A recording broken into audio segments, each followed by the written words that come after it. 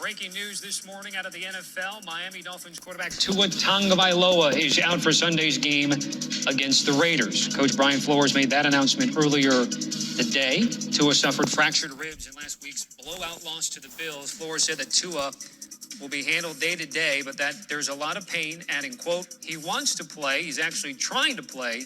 We're going to save him from himself on this. Jacoby Brissett will get the start on Sunday. Here's a look at the injury history for Tua Tagovailoa, which includes, of course, his time in Tuscaloosa with the Alabama Crimson Tide, left and right ankle and hip surgery in his time in college, and then in the NFL, suffering a thumb injury, forced him to miss a game last season, and now with the fractured ribs after the Bills' loss at home.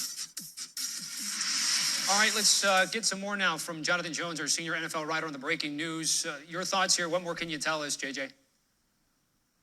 Yeah, the Dolphins were hopeful after the first x-rays didn't show any obvious breaks, and now, of course, coming back after further imaging that there are fractured ribs. Tua very surely still in pain. And, the Dolphins are optimistic right now, and I think that's evidenced by the fact that they're not yet placing Tua on IR. And, of course, he could come back from that short-term IR after 3 weeks. Right now, they're thinking day-to-day, but very clearly would not be ready to go on Sunday. So what we can sort of surmise from what Brian Flores has told us and the actions of the Miami Dolphins is they are cautiously optimistic that he would be able to return in week 4 or at least by week 5. That's why they will not yet put him on the injured reserve. Again, short-term IR, being gone for at least 3 weeks. They're going to probably see how that pain is throughout this week and then sort of reassess early to mid next week to see if he can begin throwing with manageable pain. Obviously, with fractured ribs, there's going to be pain, so it has to be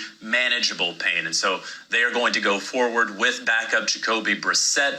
We know him, of course, from his New England Patriot days and more recently with the Indianapolis Colts being the starter there just a couple of years ago. Now he gets the entire week to work with the ones and sort of establish that rapport with the first string offense for what would probably be his first time and first chance there with the Miami Dolphins. So we're taking a look at Jacoby Brissett's stats from that week 2 game of the Bills, which none of it was pretty from a Miami perspective. They are on the road at Vegas, so that is against them in terms of the preparation for Jacoby Brissett. And you mentioned it there, the plan with Tua Tagovailoa. How much confidence do they have in Brissett in doing everything that they would like to do on the offensive side of the ball?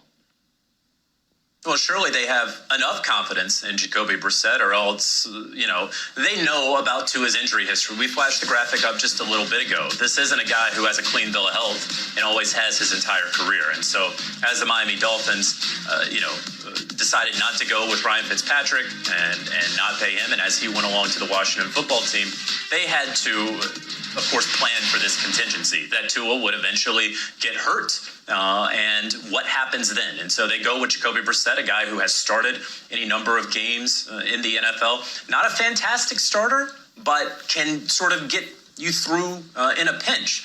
Unfortunately for Jacoby Brissett, the Miami Dolphins offensive line was a train wreck last week against the Buffalo Bills, and they allowed pressure after pressure after pressure, and everyone got in on it. Matt Milano and A.J. Epineza, Gregory Rousseau, even more from others within the Buffalo Bills front seven. And so now they're facing a Vegas Raiders team that has really improved in any number of categories along the defensive front, and really the entire defense, an issue that the Raiders had faced really since the Super Bowl that they went to nearly 2 decades ago. It seems that they have turned a corner with their scheme and with their personnel. And Max Crosby is playing about as well as any other edge rusher in the entire NFL right now. And so that's something that the Miami Dolphins are going to have to work with. Jacoby Brissett would do himself well to get rid of the football very quickly. And so it's going to be a challenge against this Raiders defense that through 2 games looks like they're starting to turn a corner. But at least, again, if you're looking for optimism, Dolphins fans, at least Brissett now has some game time with these guys. It didn't turn out well, no question about it, but he has game time with them, and he's getting a full week of practice with the ones heading into this matchup against the Raiders. Before I let you go, again, Raiders, Colts, Bucs. Those are the next 3 games here for the Dolphins. They're 1-1 heading into this week 3 game. JJ, what, if anything, does this change your mind about where the Dolphins are in the division? In terms of the odds makers, they were right there with New England, second behind Buffalo for the AFC East. Yeah, it changes it a little bit based off, it's hard to really project how long Tua is going to be out. Again, they are optimistic that he won't have to miss 3 games. That's why he's not going on the short-term